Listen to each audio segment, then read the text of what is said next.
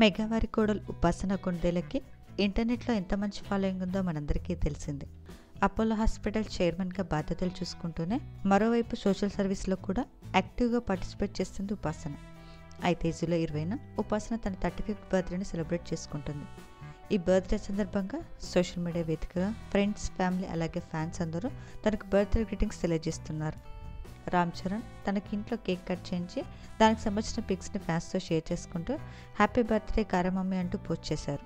ఈ పిక్స్ ప్రస్తుతం నెటిజన్లు బాగా ఆకట్టుకుంటున్నాయి. ఈ ఫోటో చూసిన వాళ్ళంతా ఉపాసనకి బర్త్డే విషెస్ తెలియజేస్తూ కమెంట్స్ పెడుతున్నారు. ఆ బ్యూటిఫుల్ పిక్స్ని మీరు చూసేయండి.